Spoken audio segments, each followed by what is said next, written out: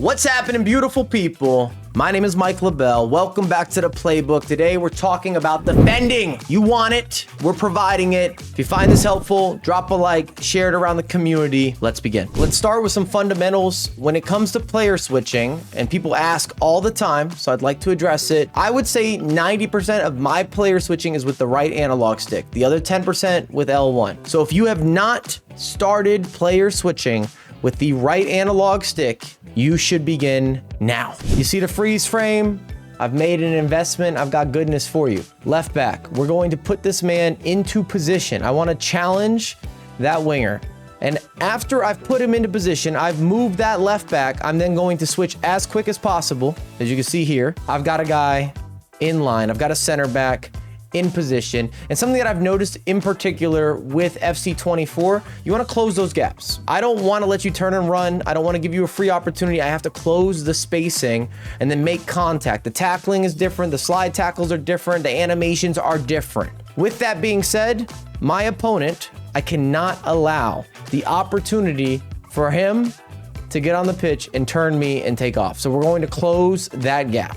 Big body, boom. In this case, we get an interception. If it wasn't an interception, I still would have been in position to make that tackle immediately. Makes the game easier, especially with a big body. Kanate, big body. We've got more. And I always like to look at defending the same as with the attacking side. The game is built up of triangles. Cannot stress that enough. You see the triangle being formed. If you need some more animations in your life, I'll draw for you. This is the triangle that I'm talking about with the defenders and the midfielders. In a perfect world, you want to get pressure on the ball while chasing a run. You see Alex Moreno on the chase back, doing a good job there. And then I would love to have some sort of pressure on the player that is looking to make that pass. You want pressure on the receiving end and pressure on the passer or the facilitator. It allows you to dictate when things happen. Unfortunately for me, I do not do a good job to get pressure at all, but I do switch back and close a gap. And this is something that I talk about time and time again, and we'll be reiterating this year. If he receives this pass, or when he receives this pass, the gap is so slim, I can make a tackle then, I can forge an interception, I can put pressure. It also lowers the margin for error.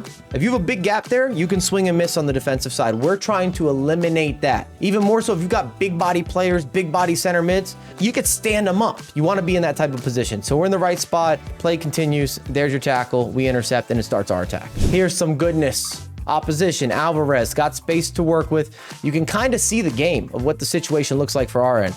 We've got a potential second man press there. We've got a player that we're already controlling. He could even be going forward or back here. You got to make a decision.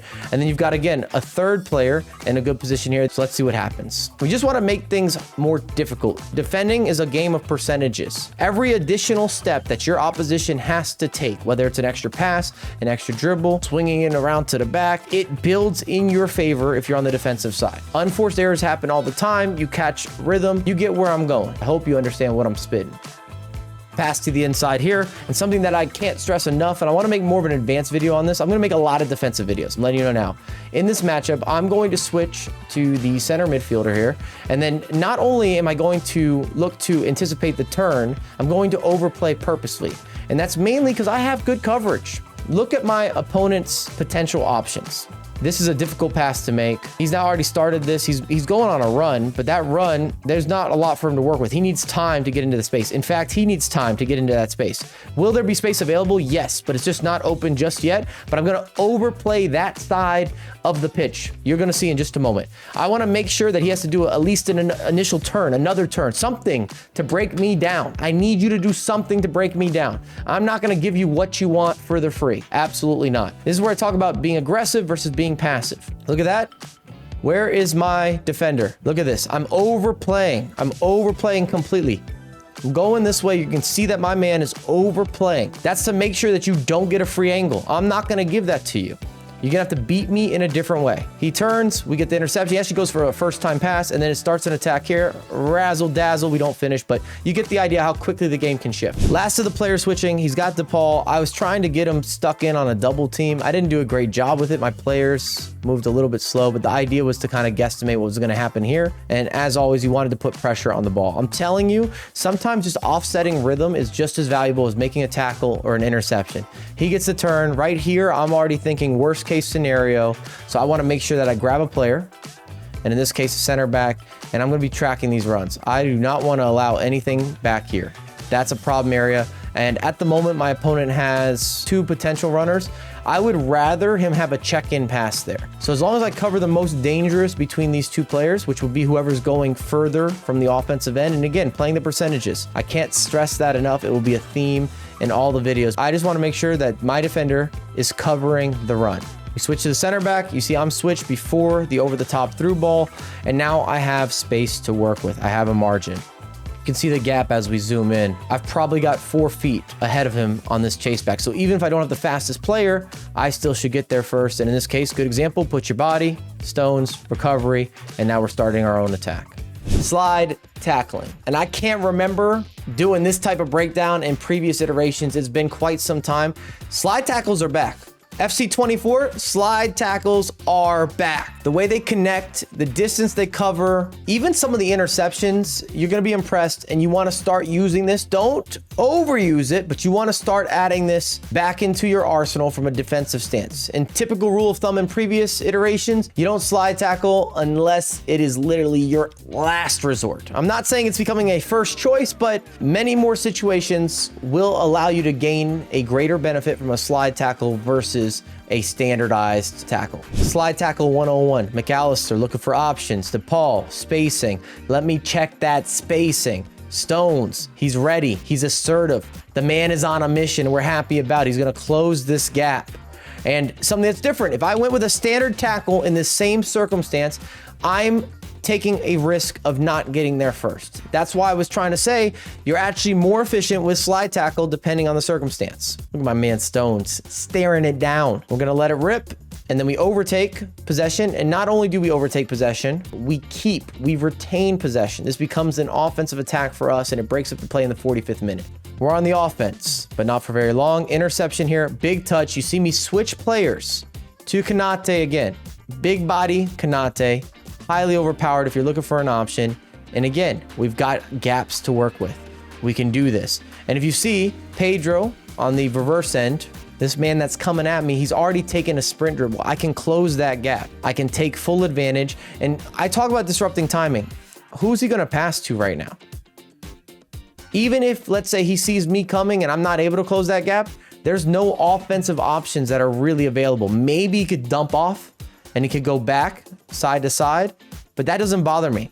I don't even think these guys are really available in this circumstance, but either way, if any of these passes happen, it poses no threat. And again, the guys that are pushing forward, they're not there yet. They're not in position, which tells me that I can step freely, and I do. Slide, ours, we keep possession, it starts the attack. Modric, big touch, that's gonna be a theme. And now I can cover a 2-for-1. Let me clarify. You see the circumstance. If I run directly at Modric, right now it's a straight line pass. There's no spacing for Modric to find this attacking player. At best, he could try to go for a chip through ball, but I'm coming right at him. I'm challenging him, and I also have one player in coverage.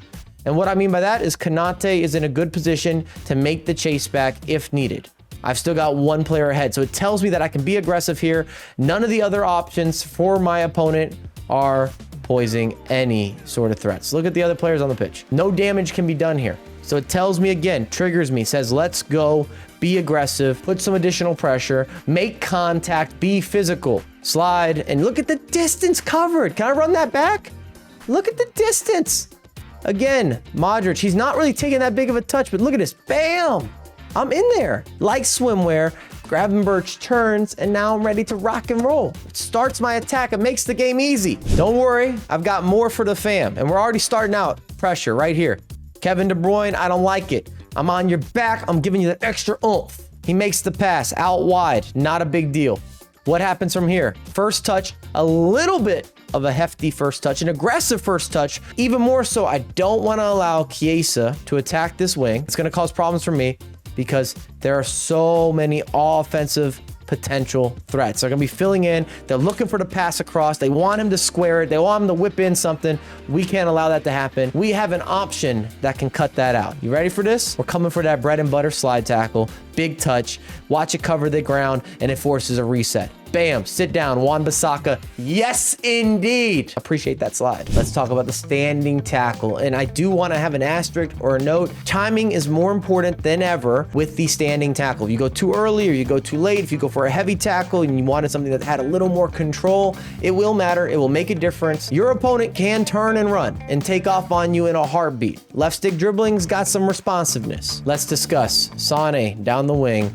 That can always be a danger, definitely a threat. There's no denying Sane has the burner. You got to be careful. You got to respect that. Potential offensive players that could tag team. These two are in close range.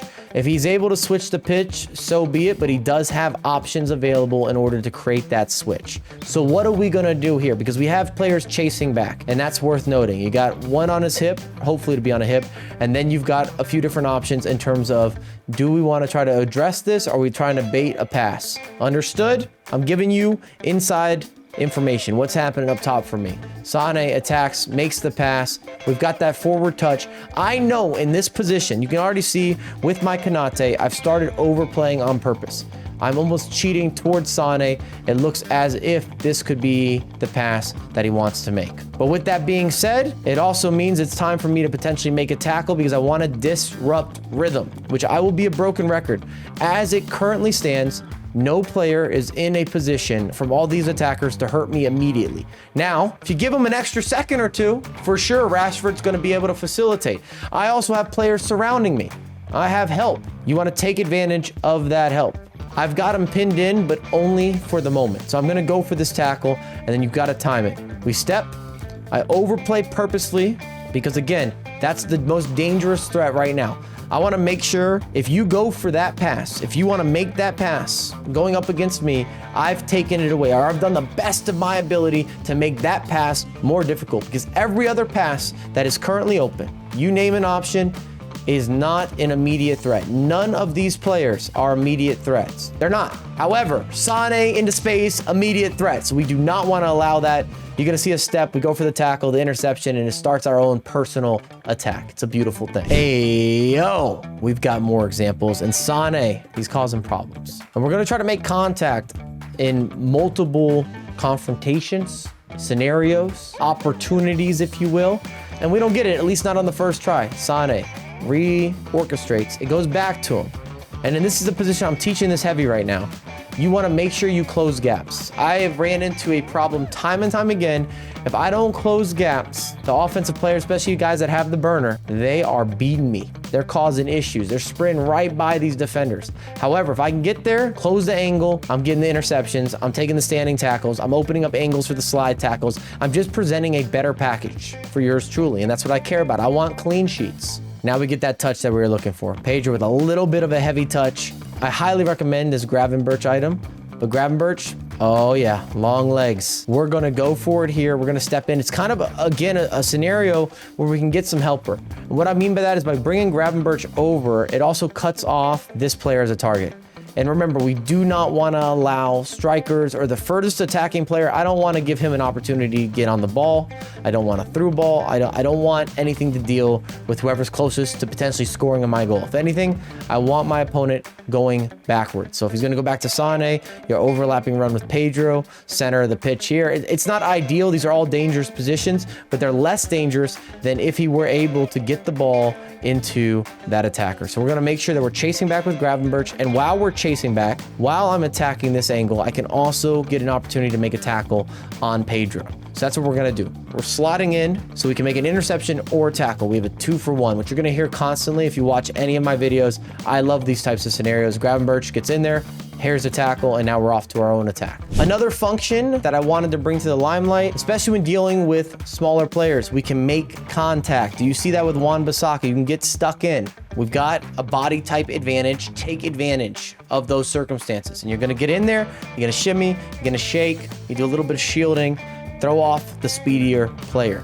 Understood? we hold her off, and now it's our chance to reset. In this case, it's a clearance in the 93rd minute. We were only up 4-3. We needed that to go for us. You might be asking, when do we go for the tackles? And it does deal with the dribble, it deals with the turn, it deals with that elimination of space. DePaul is attacking. He's going to make this pass here. I've got a few different options, and I don't have coverage anymore. At best, I've got this man here, but I'm in a very dangerous position because if I get beat, he might not recover. I might be out of luck, and I could be conceding a goal or conceding a big opportunity. So I'm actually going to play as if I'm going to go. I call it a bait and switch. I'm going to be aggressive and then be passive. I'll be aggressive and then be passive because I'm trying to hold him up, mainly because the other attacking players, they're not in positions yet. As long as this striker does not turn me, he doesn't have the same options to work with. You see what I see, right? These guys not in those danger areas just yet. You see it turn. It was a big touch. I could have went for the tackle then. My mindset right now is I'm looking at hold up. Don't want to be overly aggressive.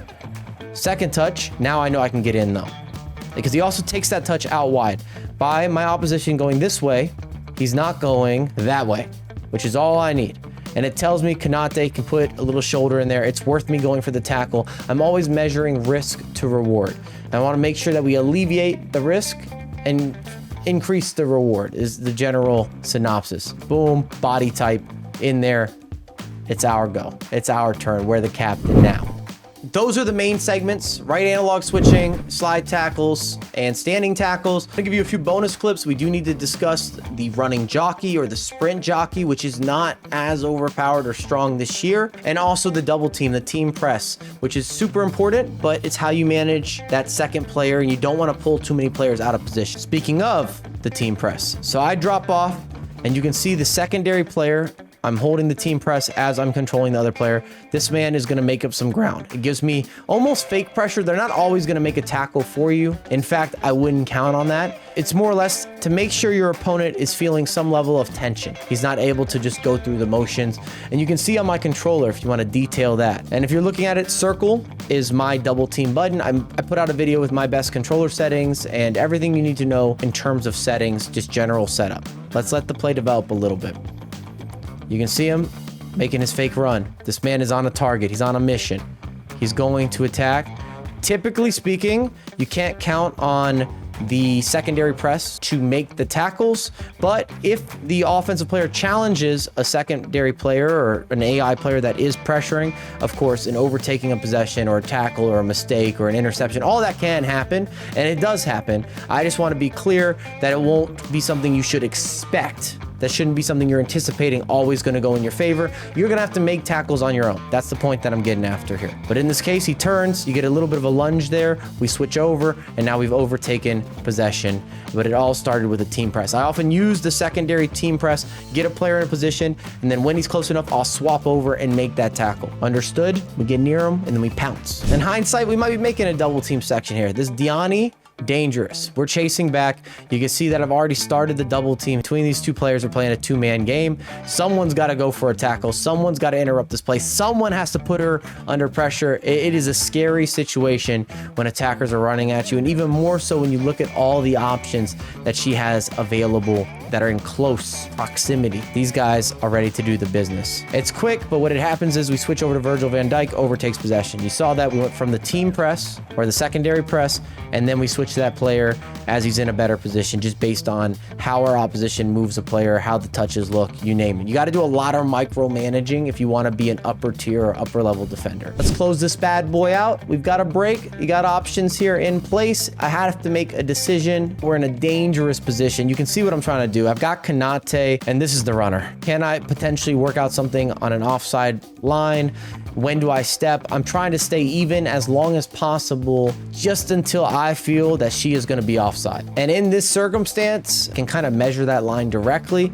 And as soon as she's passing that line, then that tells me I can step freely. And that's exactly what happens. We step in, he goes for a skill move. There's our interception, left him for offsides. It's a split decision, it's instinctive, and it's where we're going to close out the video today. I hope that you found this helpful. We will do a lot of individual breakdowns. If you have specific questions, you can join the Patreon where I'm going over everything. I'm going to review your clips on YouTube as well. I appreciate all of you. Welcome to the playbook. This is where all that FC goodness happens.